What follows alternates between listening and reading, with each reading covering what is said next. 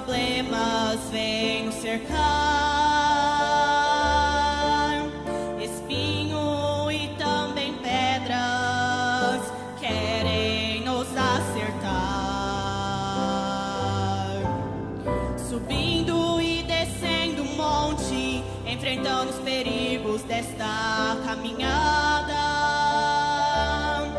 Encontramos que muitos pararam no final da estrada.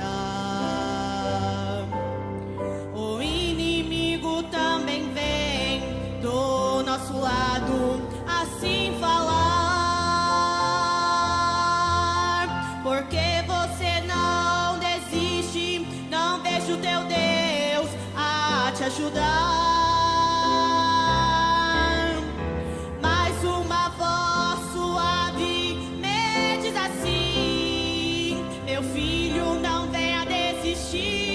Pois é na prova que eu vou agir, e é nas provas que Deus vai agindo, e é nas provas que Ele aparece. Pois não importa qual é o momento, Ele está presente e te defende. Tudo é possível para o que crê.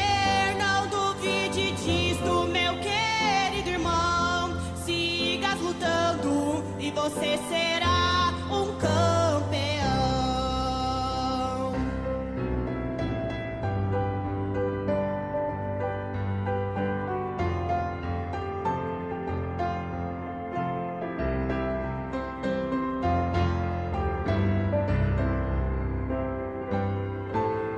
Não olhe para os lados, mesmo que muitos venham desanimar. Baixando a bandeira, tua cruz querendo deixar. Lembras que o Senhor estará sempre contigo,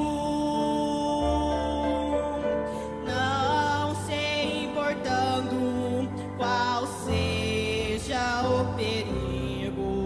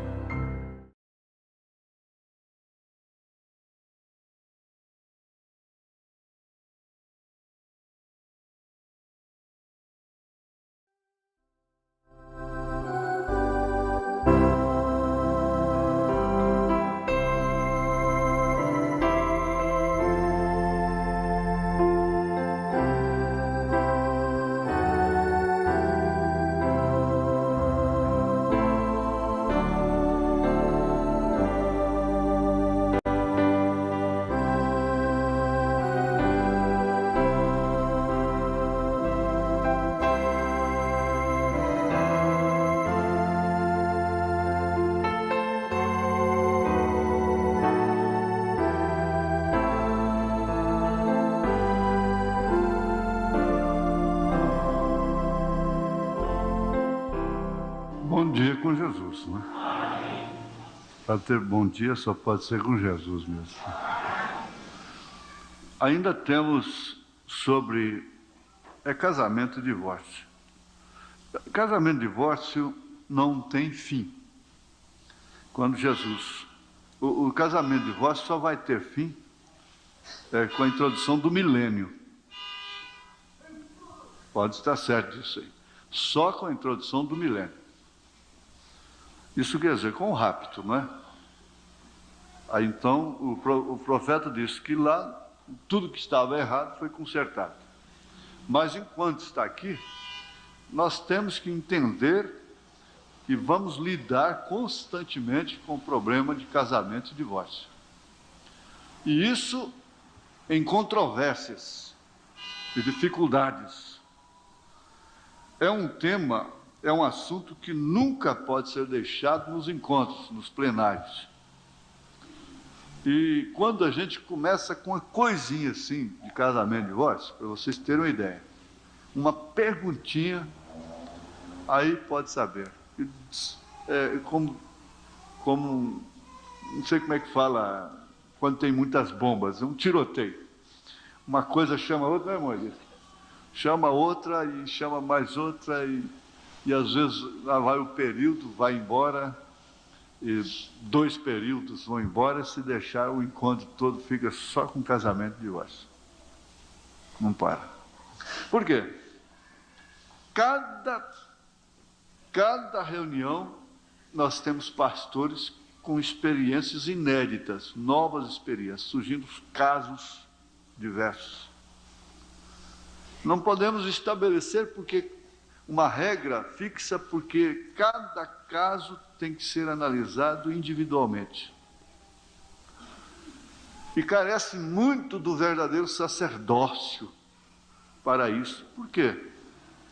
A igreja, pela ordem social, não pode entender, às vezes, quando o sacerdócio de Deus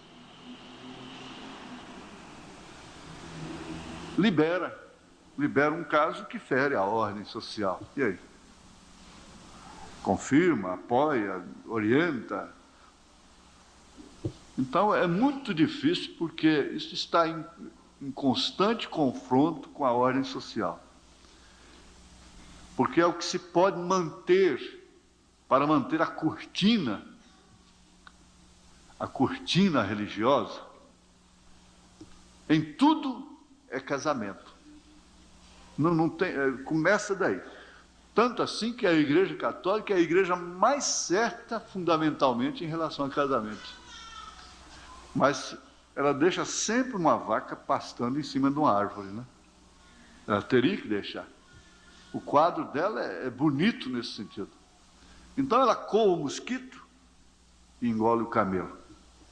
Exatamente. E forma essa cortina. E as denominações vão atrás. Forma essa cortina. É uma cortina hipócrita, que cobre as sujeiras do lado dentro, as falsas doutrinas e tudo. Isso satisfazendo a ordem social. E com dores ou sem dores, com lágrimas ou sem lágrimas, Deus tem que tirar. É o sai dela, povo meu, está nisso aí. Tem que sair dela.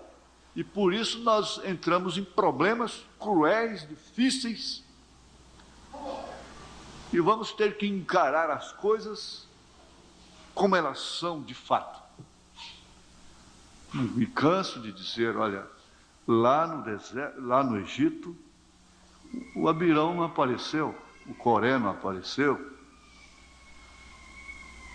o Datã não apareceu, não se manifestou, o Absalão não se manifestou, mas depois que se tornou uma igreja sob uma liderança profética, então eles apareceram.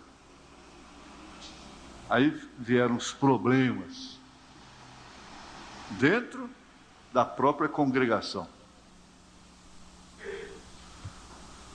E foi ali, exatamente ali, que eles falharam, porque na maioria dos casos, 90%,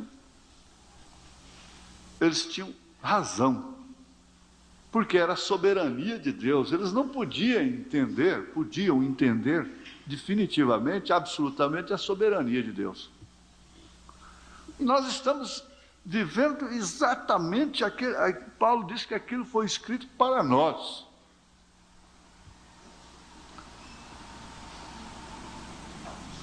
Eles não podiam entender a soberania de Deus. Então, começou lá com casamento e divórcio, quando Moisés tomou aquela mulher de cor e começou por ali. Logo a sua própria irmã ficou leprosa e acabou morrendo por causa daquilo. Depois, eu não sei, a Bíblia não relata tudo, gente. Vocês têm que entender isso. A Bíblia não relata todas as coisas, todos os detalhes, vírgula por vírgula da vida. É que eu disse, você acha que o único erro de Abraão foi mentir e apostatar-se? Durante toda a vida que ele viveu? 100 e tantos anos dele. O único erro que Davi cometeu na vida dele foi aquele adultério com Betseba, contar o povo e trazer a arca de uma forma antiprofética. Não foram. Então, vocês notem que não está tudo escrito ali. Mas vocês não calculam que poderia ter acontecido, o que tenha acontecido, quando Moisés colocou 2 querubins ali. Ele recebeu por revelação, foi Deus falando com ele para botar os querubins. No entanto, o que Deus escreveu com o seu próprio dedo nas pedras, dizia, não faças imagem, nem do que está em cima no céu, porque o querubim está em cima. Nem embaixo da terra, nem debaixo da terra, seja onde for. Não faças imagem. Depois Deus vem e só fala com ele, não deu por escrito. Faça 2 querubins e coloque lá. Então aí é essa soberania de Deus. Agora, quanta gente não tem, talvez nem se pode contar, não é? Que tropeçou em motivos diversos e tantas coisas. Por isso é que nós devemos esperar em Deus. Nós sabemos que nós estamos com a palavra real e verdadeira, da qual nós podemos dizer para onde iremos nós, não é? Então, concluímos aqui, como o fato de alguns maridos não deixarem suas esposas virem à igreja, e vice-versa. Você pensa que é só mulher que sofre isso? Nós temos irmão aqui, para ouvir o programa tem que ser escondido. Tem que ser escondido.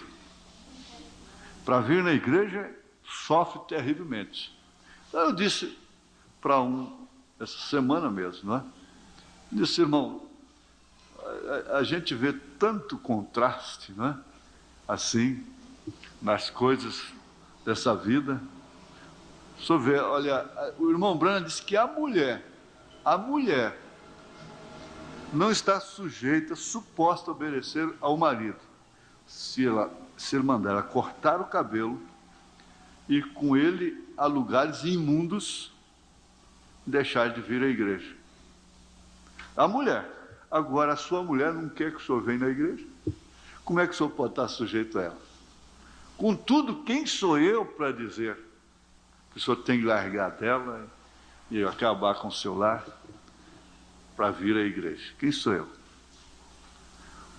Eu só posso dizer o seguinte, se o senhor quebrar tudo e não respeitar a ameaça dela e vir à igreja e não ir com ela a lugares imundos, a clubes, por exemplo, como ela impõe, o senhor não está pecando, pelo contrário, o senhor está obedecendo, o senhor está acertando. Agora, vocês que têm maridos descrentes, Vejam como que fica a coisa. Enquanto uns estão chorando para as mulheres virem para a igreja, desejando que a mulher esteja na escola dominical com os filhos, no culto quarta-feira, na sexta-feira, maridos, né? Tem muitos maridos que choram, suspiram para as suas mulheres virem à igreja. Tem mulheres chorando para vir à igreja. E os maridos não deixam. É desse jeitinho mesmo. Não é de forma diferente. A questão do casamento e divórcio em si, houve um tempo que realmente isso causou um problema muito sério na sociedade. E uma moça cristã, evangélica, casar-se com um moço católico, espírita, era uma aberração. Para começar, ela seria excluída em ata da igreja, em assembleia geral da igreja. Ela seria excluída oficialmente da igreja. Ficava escrito no livro da igreja, livro de atas. E a irmã fulana de tal foi excluída nesse dia tal por causa de casamento com um moço descrente. Em assembleia. E o irmão fulano de tal foi excluído porque contraiu núpcias, depois de advertido, assim, visitado, etc, etc, contraiu núpcias com uma moça descrente. Ficou lá. Ata assinada no livro de atos da igreja. É como é dito, às vezes nós apenas damos o dia da ceia, antes da ceia, para aqueles que se afastaram e que se comprometeram virem aqui à frente calados. Não entregamos ninguém a Satanás. A pessoa sai, ninguém fica sabendo. Até mesmo para cortar o companheirismo com ela, que é...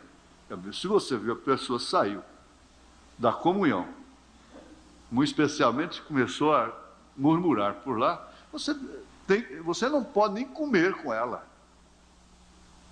Eu disse para o irmão, um irmão nosso antigo, tradicional aqui, um outro saiu, e ele continuou trabalhando para ele, pescando com ele. Ele disse: olha, você vai ganhar o mesmo caminho. Ele disse: não, comigo não acontece. Não, ele não blasfema, ele não toca na igreja. Resultados, ele não está aqui mais, há muito tempo. Foi também. E o outro que andava com ele, depois dele afastado, também já foi embora. E quem andar com esse que afastou, tudo por causa de toque, por causa de cantar, tudo. Quem andar com esse último que afastou também vai sair. Não tenha dúvida, não. Você começa a frequentar um comércio, qualquer estabelecimento de irmãos que blasfemam, que faz da casa um ponto de murmuração. Contra a igreja, contra diáconos, contra a administração e coisa e tal. Daí a pouco, ou acontece, você não vai lá mais, ou então você vai pegar aquele espírito também. Uma das duas. Agora, quem disse foi São Paulo. Não é certo? Agora, essas perguntas, esses problemas são muito bons. E o que eu queria também dizer é o seguinte: às vezes há irmãos e irmãs que pensam que aquele problema é só dela, é só dele. E às vezes o problema é ventilado, que está dizendo: bom, esse problema já foi tratado particularmente, não devia ser citado mais, está falando para mim. Bom, se foi, apenas vai reforçar seu ânimo. Eu já disse, olha, problemas que são tratados particularmente, às vezes há condições, até mesmo que a pessoa não pode sair delas, vocês têm que simplesmente concordar com a palavra. Não importa o quanto você ouça, você concorda.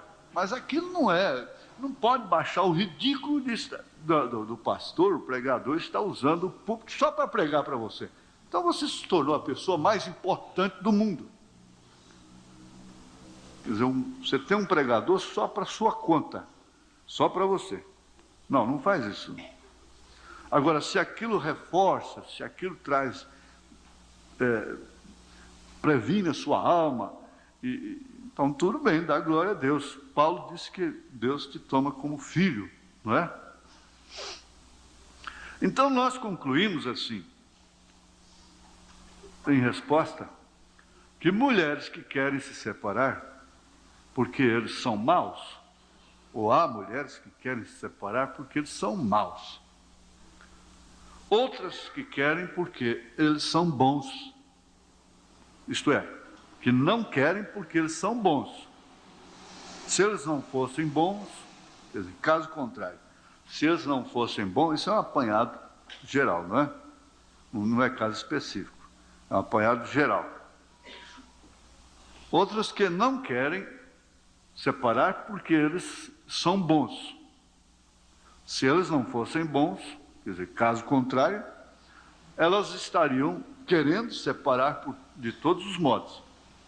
Já há outras que choram terrivelmente e não admitem definitivamente que seus casamentos sejam desfeitos, que muito agrada a Deus. Há outras que se agarram ao casamento porque, tendo respeito à palavra de Deus, a mensagem, entendem que uma mulher que uma vez casada não pode se casar novamente. E temem enfrentar essa situação, sendo ainda novas, pelo resto de suas vidas. Essa é a parte mais grave, quer dizer, mais difícil. Vocês entendem? Enquanto vamos para o quarto item, você pensa nisso aí. Há outras que estão brincando com o casamento. Brincando, mas lá no interior elas sabem que isso pode significar morte. Pode significar morte para elas. Bom, no tocante a essas que temem, porque constatadamente, você vê, isso são apanhados, são conclusões trazidas durante os anos, não é? A experiência da palavra, da mensagem, com a prática das coisas. Então, esse temor à palavra de Deus, esse respeito à palavra de Deus que há em seus corações, que as leva a se agarrarem como entre a vida e a morte nos seus casamentos, seus maridos. E muitas delas sofrendo a terrível dor de vê-los saindo entre os dedos. Porque de todos os modos eles vão se separar delas. Vocês estão entendendo? De todos os modos, eles vão se separar delas.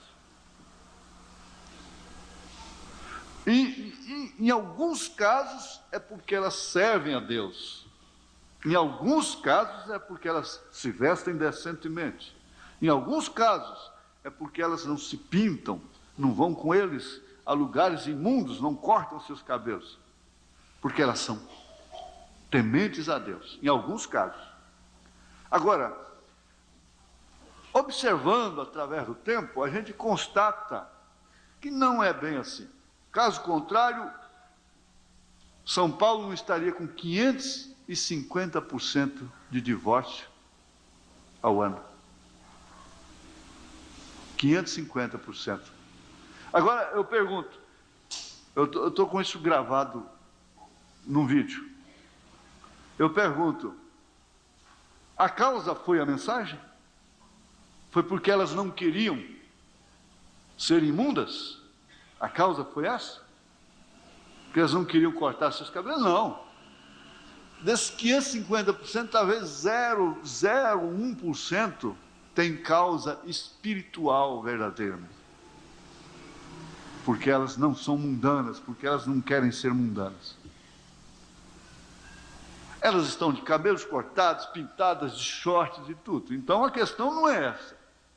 A repórter vem de lá e diz: a causa principal é a independência da mulher. Isso é estatística, né? Estudado lá. Estou com isso gravado aí. Foi recente essa estatística.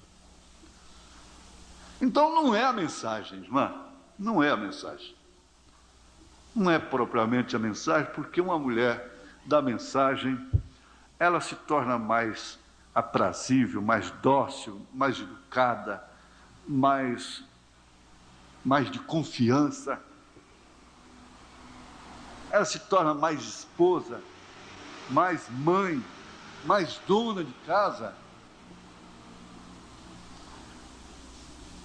A causa não é essa. Então vamos tirar essa culpa que jogam na mensagem.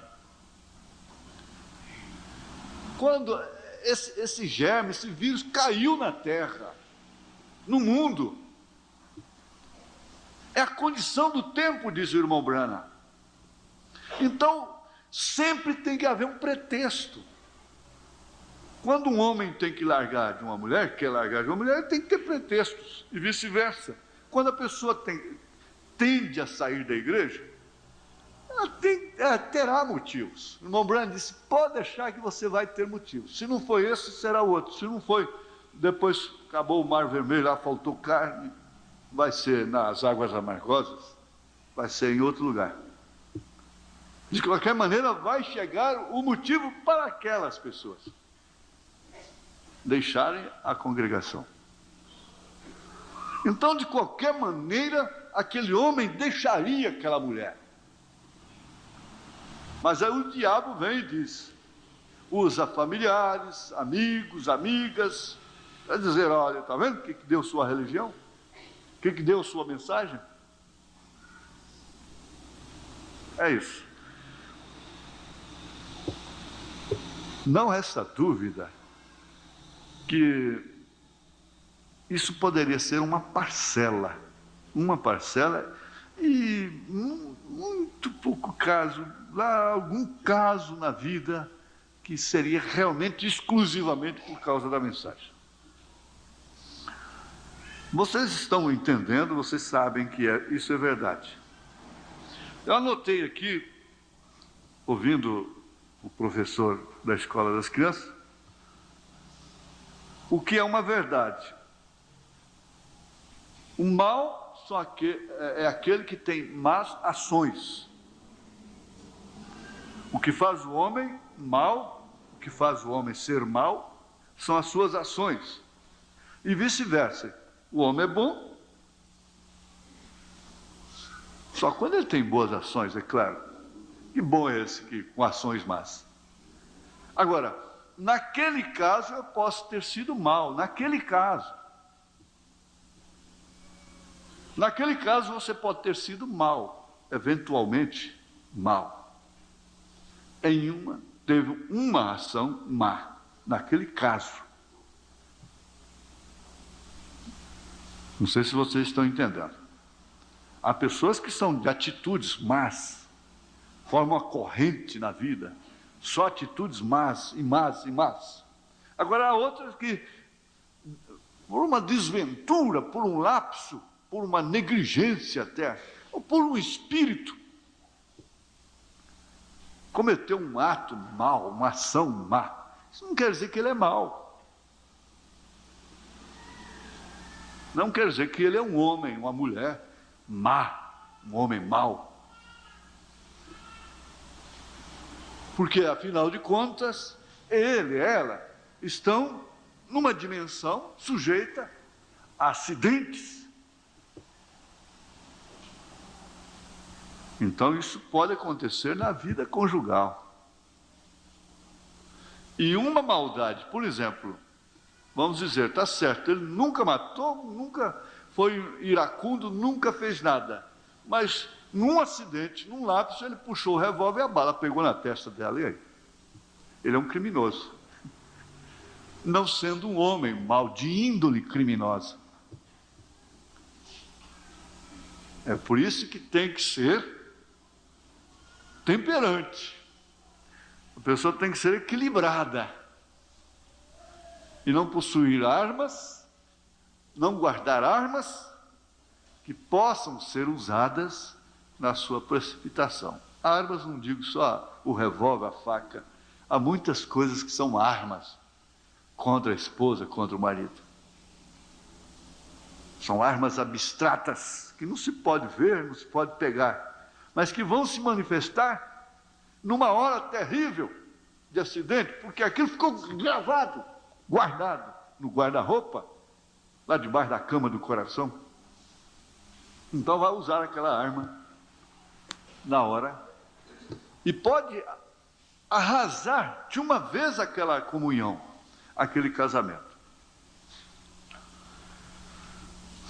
Olha, isso é muito complexo e nós vamos ter esse assunto bastante, é um dos assuntos mais enfatizados nesse próximo encontro, que vai começar dia 30, se Deus permitir.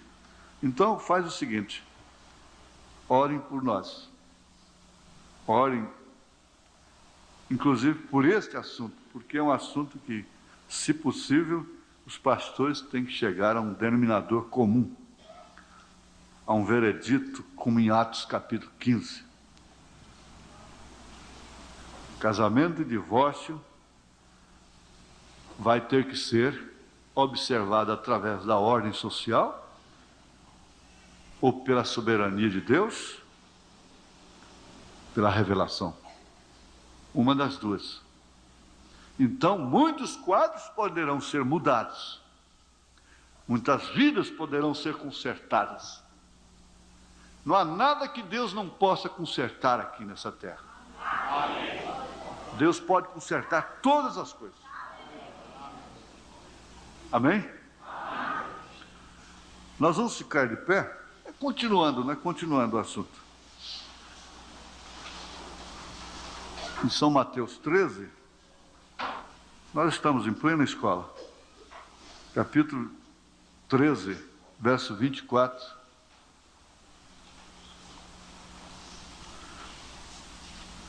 Propôs-lhes, verso 24, propôs-lhes outra parábola, dizendo: o reino dos céus é semelhante ao homem que semeia boa semente no seu campo. Mas dormindo os homens, veio o seu inimigo e semeou joio no meio do trigo e retirou-se. E quando a erva cresceu e frutificou, apareceu também o joio. E os servos do pai de família, indo ter com ele, disseram-lhe: Senhor, não semeaste tu no teu campo boa semente? Por que tem então joio? E ele lhes disse: o inimigo é quem fez isso. E os servos lhe disseram: queres que vamos arrancá-lo? Porém ele lhes disse: não, para que ao colher o joio não arranqueis também o trigo com ele. Deixai crescer ambos juntos até a ceifa, e por ocasião da ceifa direi aos ceifeiros: colhei primeiro o joio e atai-o em molhos para o queimar. Mas o trigo ajuntai-o no meu celeiro. Vamos para o versículo 36 agora. Salta para o versículo 36. Então, tendo despedido a multidão, foi Jesus para casa, e chegaram ao pé dele os seus discípulos, dizendo: explica-nos a parábola do joio do campo. E ele respondendo disse-lhes: o que semeia a boa semente é o Filho do homem. A boa semente, preste bem atenção. O campo é o mundo, é uma interpretação do próprio Senhor Jesus Cristo. E a boa semente são os filhos do reino. Ninguém tem que interpretar isso mais. E o joio são os filhos do maligno. O inimigo que o semeou é o diabo. Pronto. E a ceifa é o fim do mundo. E os ceifeiros são os anjos. Assim como o joio é colhido e queimado no fogo, assim será na consumação deste mundo. Mandará ao Filho do Homem os seus anjos, e eles colherão do seu reino tudo o que causa escândalo e os que cometem iniquidade, e lançá-los-ão na fornalha de fogo. Ali haverá pranto e ranger de dentes. Então os justos resplandecerão como o sol no reino de seu Pai. Quem tem ouvidos para ouvir, ouça. Senhor, aguce os nossos ouvidos para continuar ouvindo a Tua palavra. Em nome de Jesus Cristo. Amém. Sentar-se. Aqui no verso 35, Jesus disse: para que se cumprisse o que fora dito pelo profeta que disse: abrirei em palavras a minha boca, publicarei coisas ocultas desde a fundação do mundo. Publicarei coisas ocultas desde a fundação do mundo. Então, ele próprio, Senhor Jesus Cristo, diz que não há nada encoberto que não seja revelado. Essas coisas ocultas, desde a fundação do mundo, elas começam pela semente da serpente. E que ele está publicando aqui, ó. Publicarei coisas ocultas desde a fundação do mundo. Mas nós vamos notar que a interpretação desta parábola, a interpretação da parábola, aconteceu depois que ele despediu a multidão. Foi Jesus para casa e chegaram ao pé dele os seus discípulos, dizendo: explica-nos a parábola do joio. Então ele explicou para os seus discípulos. Ele despediu a multidão sem explicá-la. Em outra ocasião, ligando um fato com outro, ele disse: a vós vos é dado conhecer o reino de Deus, mas a eles não. A parábola da semente, por exemplo: a vós vos é dado conhecer o significado dessa parábola, mas eles nunca conhecerão. Quem não pode ver aqui que há filhos do diabo e filhos de Deus, está cego.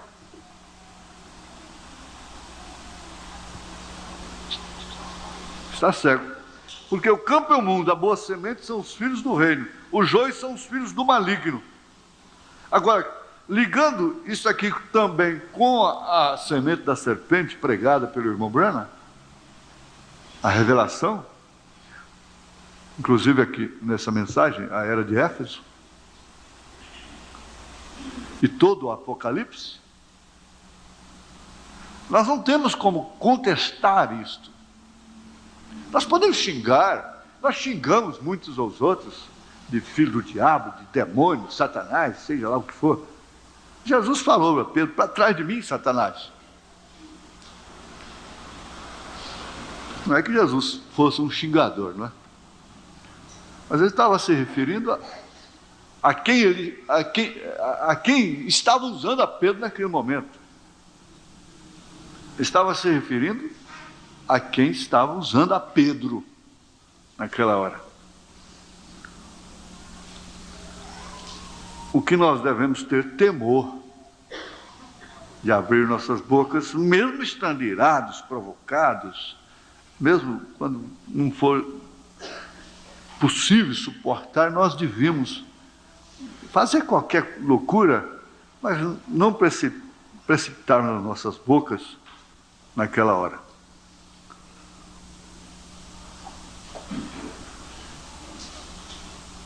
Aqui na mensagem de Éfeso, parágrafo 18, ele diz: estas ilustrações demonstram perfeitamente a parábola do Senhor Jesus Cristo, quando ele disse que o reino dos céus era semelhante a um semeador que semeava boa semente, mas vindo o inimigo semeava entre aquela boa semente joio. Quer dizer, vindo o inimigo.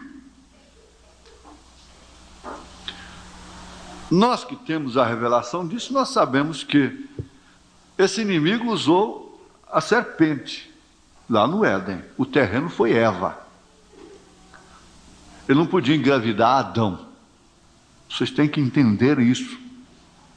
Por isso é que Paulo disse, a mulher sendo enganada. Por quê? O terreno que recebe uma semente, a semente é a mulher, é a fêmea. Em todo o reino animal. Até no reino vegetal. Existem as fecundações, e eles falam assim, você está com cara de mamão macho. É um mamão que não dá fruto.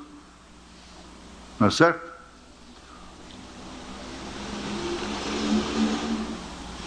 Então, ali estava o terreno, a terra, onde foi plantada a semente de Satanás. Foi Caim. Caim era do maligno, disse São João. Caim foi exatamente essa semente de joio que foi semeada lá no Éden, no ventre de Eva. Abel foi a boa semente. Como homens, naturalmente, quem sabe Abel tivesse até mais defeito que Caim, como Esaú e Jacó. Esaú era um homem de boa reputação, de boa presença. Jacó estava sempre fazendo suas trapaças, passando alguém para trás. Mas quando chegou na hora do culto, na hora de cultuar, Abel mostrou que ele era a boa semente. E Caim mostrou que ele era a semente do diabo, que ele era a semente joio, que foi semeada no meio do trigo. Porque dali partia de uma maneira determinada tudo isso que nós enfrentamos sob circunstâncias inevitáveis. Estava falando com o irmão Joaquim Rodrigues. Olha, na verdade, ao analisar diversos problemas, ver pessoas sendo tomadas por um sentimentalismo terrível, que ninguém pode ajudá-las mais. Então eu disse, quer saber de uma coisa? Na verdade, nós todos estamos no mesmo hospital para pestilentos. Nós estamos na mesma enfermaria. E às vezes tem um doente que está melhorzinho, então quer ajudar o outro que está pior. É isso que está acontecendo. Mas estamos todos na mesma enfermaria, no mesmo hospital, para pestilentos. E o que vai distinguir, no fim, é aquilo que distinguiu no princípio.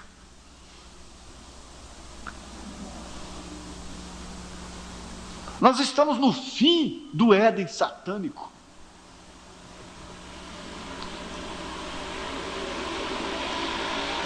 O pecado dominou e floresceu, deu seus frutos. Tudo que o homem pode saborear através do sexo, da boca, do dinheiro, do corpo, da tecnologia, já foi saboreado. Já chegou no seu apogeu, no seu ápice. E tem, sem dúvida alguma, as irmãs, os irmãos podem anotar isso. Sem dúvida alguma. O que aconteceu no fim, no princípio, acontece no fim. O que distinguiu lá no princípio, que fez a separação entre Abel e Caim, o que identificou qual foi o exame do fator RH, o exame de sangue que foi feito lá no Éden, para saber quem era ou não filho de Adão. O exame está ali, exatamente na hora do culto. Por isso que você tem que ter cuidado, é com o culto que você dedica a Deus. O quanto devemos a esse profeta de Deus. O exame, você pega Gênesis, espera aí, nasceu, tá certo, eu admito que um desses aí não é filho de Adão. Mas qual é o exame que vamos fazer? Como é que chama? Jazz? Como é que chama, doutor?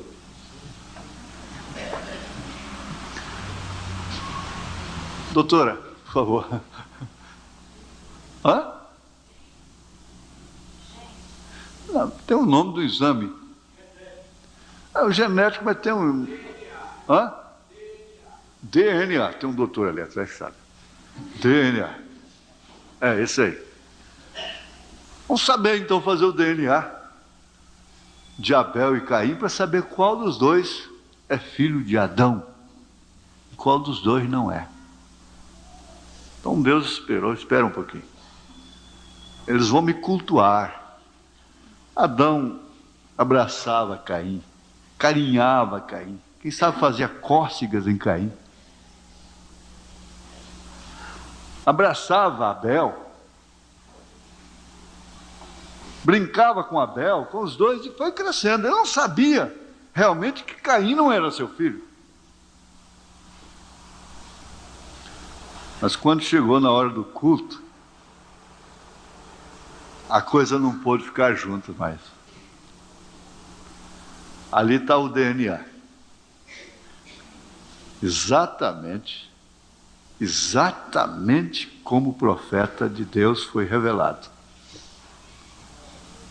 É isso, irmão Leite, que não nos deixa desanimar, entregarmos os pontos e sumirmos. Tem dia que a gente dá vontade de sumir, desaparecer.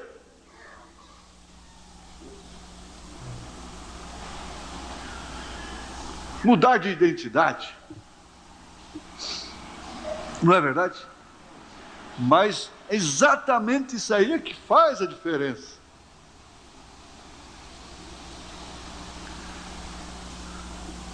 Foi a revelação que fez a diferença em toda a Bíblia Sagrada. Foi. Foi a predestinação, foi a eleição, foi a origem daquilo. A semente é a origem.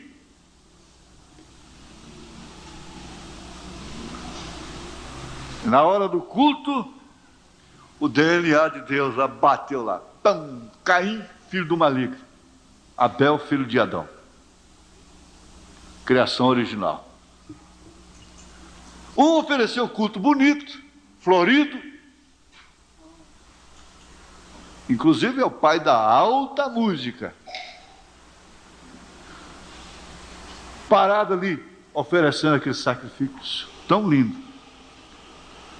E veja só o quanto Caim tinha, de fato, consciência de culto. Quem que disse para Caim que Deus não havia recebido o seu sacrifício, o seu culto? Quem que falou? Foi Deus. Chegou Caim. Eu não aceitei o seu sacrifício. Quem foi que disse para ele? Agora Abel vai lá, apanha um cordeirinho. E diz o profeta, lá estava aquele quadro mais horrendo que se podia observar, se ver, num lugar onde não matava-se nada.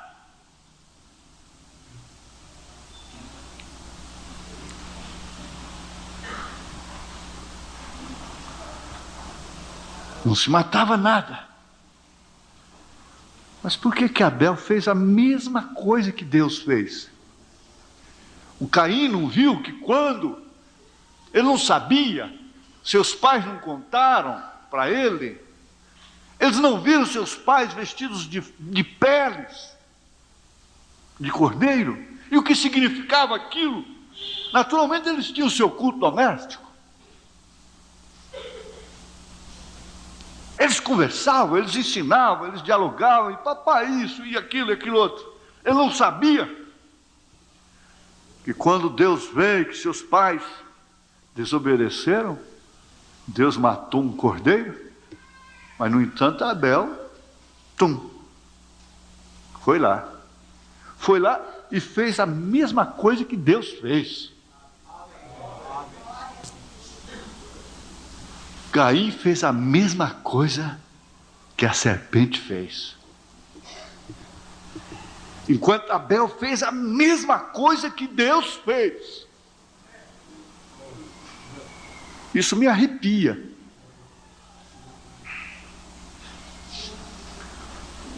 E exatamente na hora em que define a semente.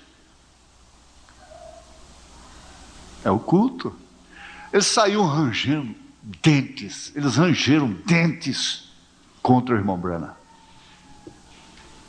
E não tem um homem mais odiado pelas denominações do que esse pobre cavaco aqui, nesse país. Se esse povo vê meu nome esculachado no jornal, na televisão, eles vão soltar foguetes, vão tocar trombetas, rejubilar.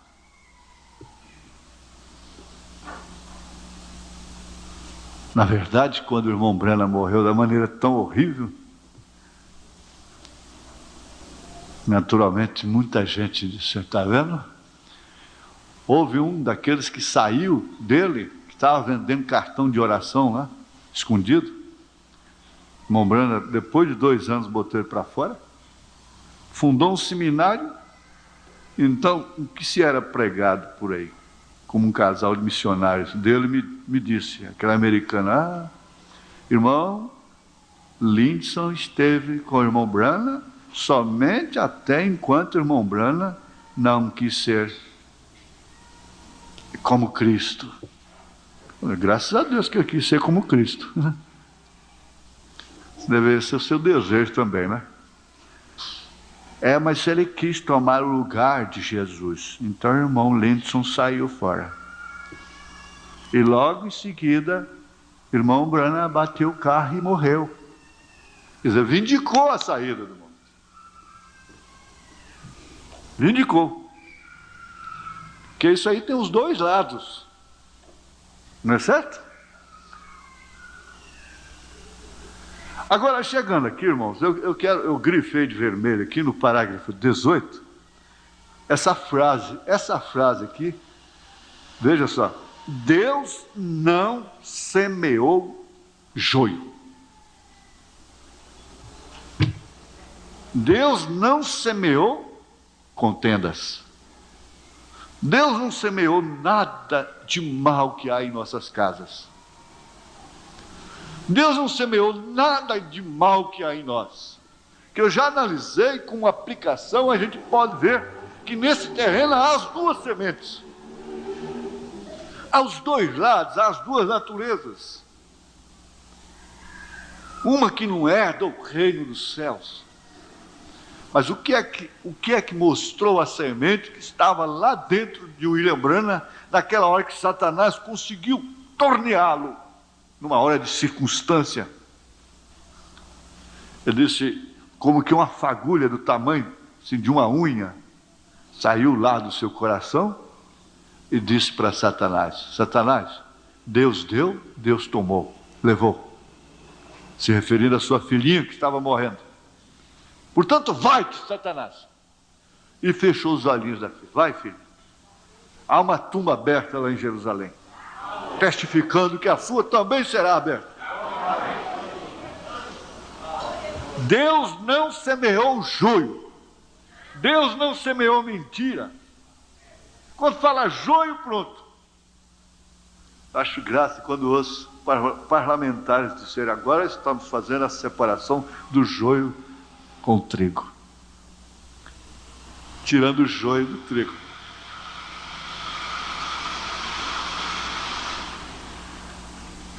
Deus não semeou joio.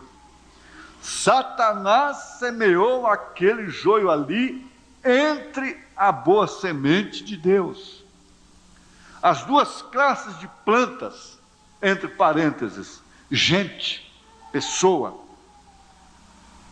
de suas sementes diferentes, cresceram juntamente. Ambas compartilharam do alimento da mesma terra, compartilharam do mesmo sol, chuva e dos demais benefícios, e foram cegadas em seu tempo próprio. O vê você? Nunca vai esquecer-se destas verdades enquanto estudamos as eras da igreja dos seus. Nunca vai se esquecer destas verdades. Nunca! É fácil não esquecer de males que recebemos, desafetos. Mas o que nós não devemos esquecer é isso aqui, ó. Nunca vá se esquecer desta grande verdade, que você não é semente de joio.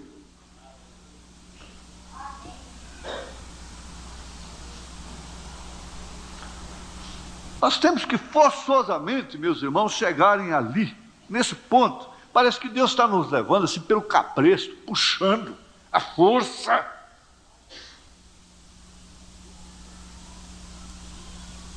Dos homens. Tem hora que eu fico com dó, com pena de quem é líder nessa mensagem. Porque tudo tem que acontecer com eles. Para levar essa igreja a algum lugar, seja de sofrimento, de angústia, seja de que for, de prazer, seja o que for, tem que acontecer com eles.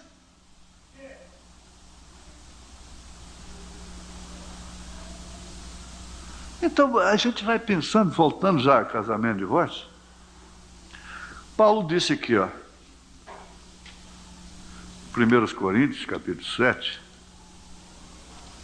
não fomentando nada. Como eu disse, se você tomar isso para um lado errado, ele diz, mas se o descrente se apartar, aparte-se. Porque neste caso o irmão ou irmã não está sujeito à servidão, mas Deus chamou-nos para a paz. E depois ele disse, porque de onde sabes, ó mulher, se salvarás teu marido? Porque há essa que não pode admitir essa verdade, essa realidade em sua vida, não que esteja partindo dela. Bem entendido. Ela tem que entender essa realidade, encarar essa realidade e diz, porque de onde sabes, ó mulher, se salvarás teu marido? Ou de onde sabes, ó marido, se salvarás a tua mulher? Quanto mais paciência, quanto mais anos passar, tudo bem. Mas o próprio Deus é assim, quer ir? O profeta diz, não deixa o diabo tirar sua saúde por causa disso. Quer ir? Vá. O filho pródigo não quis sair de casa, Deus deixou. Se referindo ao Senhor, não é? O Pai, deixou. Quer ir? Deixa ir. Agora, ele disse, o diabo quer tirar a sua saúde. Ele não é digno de sua preocupação, ela não é digna de sua preocupação. Ora, preste bem atenção. Porque de onde sabes, ó mulher, se salvarás teu marido? Ou de onde sabes, ó marido, se salvarás tua mulher? É um terreno muito perigoso, escorregadio, e que precisa ter uma vara sacerdotal na mão para não escorregar e cair, não é? Para enfincar ali. Não é equilibrista, não. Tem que andar com uma varinha na mão. E assim cada um ande como Deus lhe repartiu, cada um como o Senhor o chamou. É o que ordena em todas as igrejas. Agora, isso aí é uma ordem do Senhor.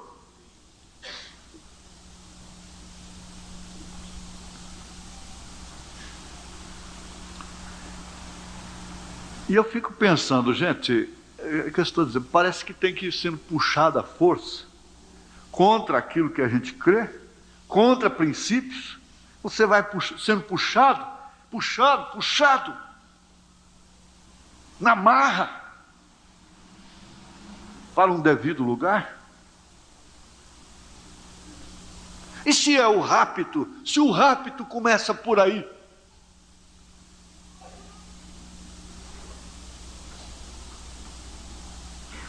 O rapto começa por fugir da parentela.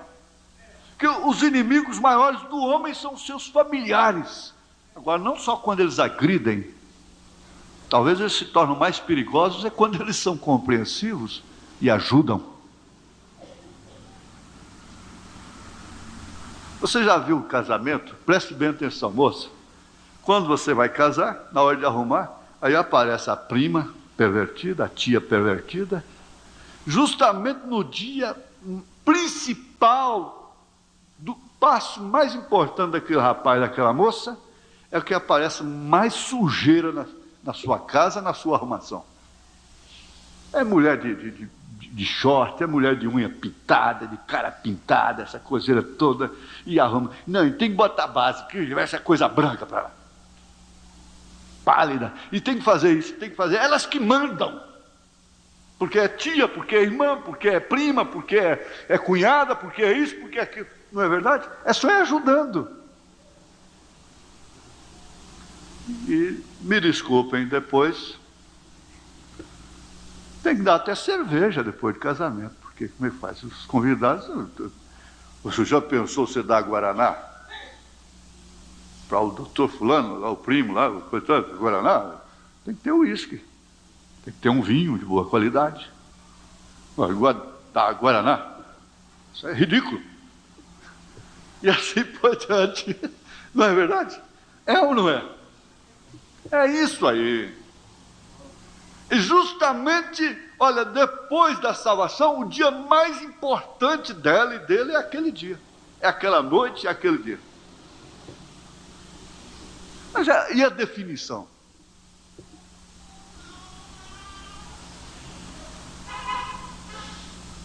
Isso é uma questão de revelação.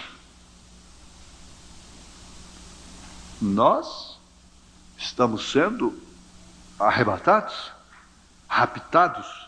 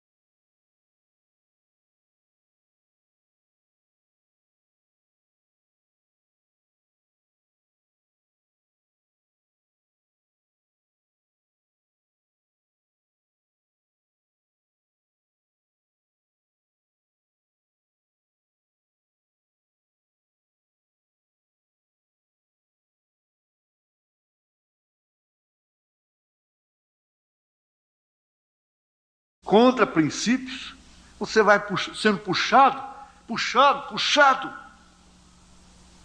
na marra, para um devido lugar. E se é o rapto, se o rapto começa por aí?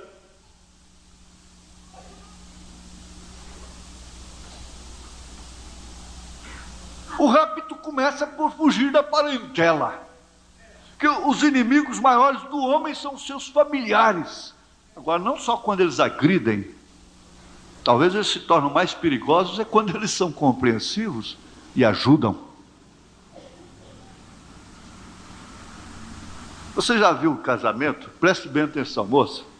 Quando você vai casar, na hora de arrumar, aí aparece a prima pervertida, a tia pervertida, justamente no dia principal do passo mais importante daquele rapaz, daquela moça, é que aparece mais sujeira na sua casa, na sua arrumação. É mulher de short, é mulher de unha pintada, de cara pintada, essa coiseira toda, e arruma. Não, e tem que botar base, que essa coisa branca para lá. pálida, e tem que fazer isso, tem que fazer. Elas que mandam. Porque é tia, porque é irmã, porque é prima, porque é cunhada, porque é isso, porque é aquilo. Não é verdade? É só ir ajudando. E me desculpem, depois tem que dar até cerveja depois de casamento. Porque como é que faz? Os convidados... Você já pensou você dar Guaraná para o doutor fulano, lá, o primo, lá, o coitado, Guaraná? Tem que ter uísque. Tem que ter um vinho de boa qualidade. Dar Guaraná? Isso é ridículo. E assim por diante. Não é verdade? É ou não é? É isso aí. E justamente, olha, depois da salvação, o dia mais importante dela e dele é aquele dia. É aquela noite, é aquele dia. Mas e a definição?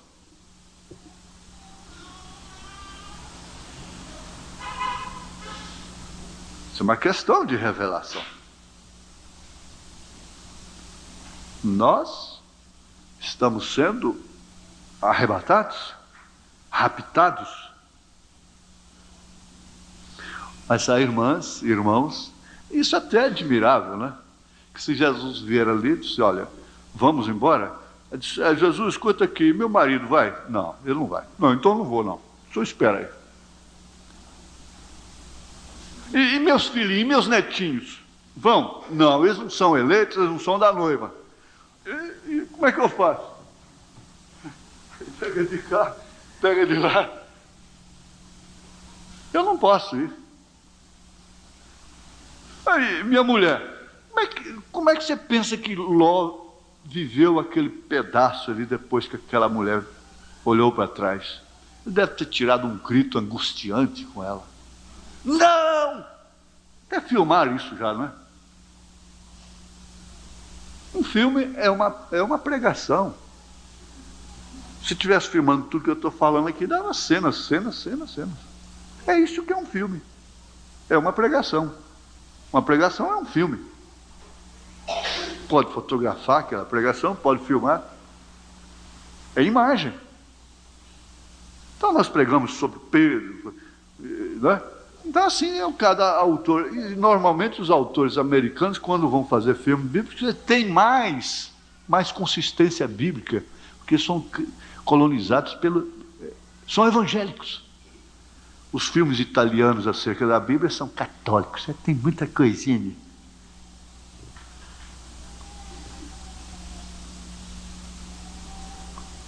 São autores e atores católicos, né?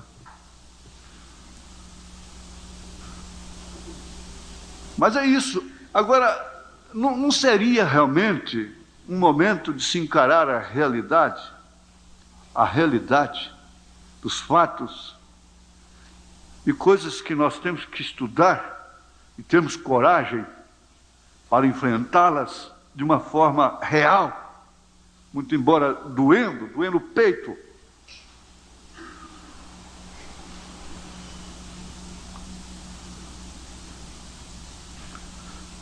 Que Deus possa ajudar a cada um prosseguir pensando nisso, nunca se esquecer. Você vai guardar isso. Bom, de fato, o que distinguiu lá no princípio, vai estar distinguindo agora no fim. O culto de Caim, o culto de Abel. A semente que foi semeada. Vamos ficar de pé, irmãos.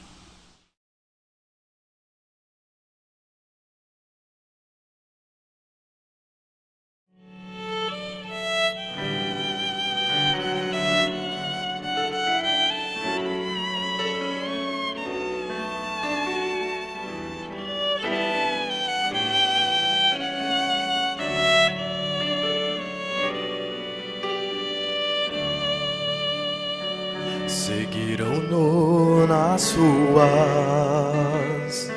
por onde caminhou, multidões reuniu, curou cada dor, maravilhou maravilhados virão Jesus parar e orar, e ao dizer que a fé salvou, podia logo se ouvir: Ele é o milagre, Ele é o milagre. Pode senti-lo no luar, na face aquele olhar. Sua glória inunda o céu. Eu sei que o milagre aqui fará.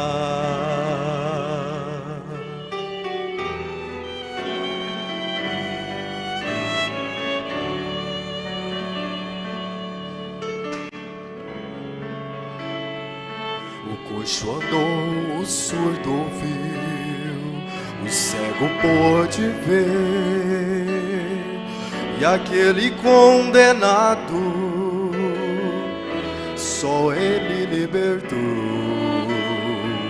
O pobre e o ferido sem esperança estão, mas entre a multidão ouviram e receberam a paz.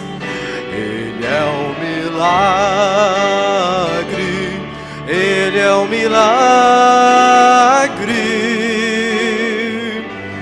Pode senti-lo no luar, sua face aquele olhar. Sua glória inunda o céu. Eu sei que o milagre aqui fará.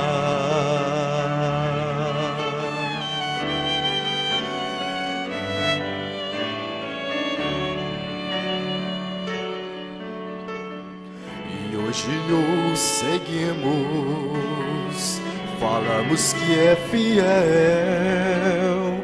e tudo que ele prometeu é certo que fará. E ainda que este mundo duvide e zombe, um dia vão reconhecer quando o vermos voltar. Ele é o milagre, Ele é o milagre. Pode senti-lo no luar, na face aquele olhar. Sua glória inunda o céu. Eu sei que o milagre aqui fará. Ele é o milagre, Ele é o milagre. Pode senti-lo no luar, na face aquele olhar. Sua glória inunda o céu. Eu sei que o milagre aqui fará. Eu sei que o milagre aqui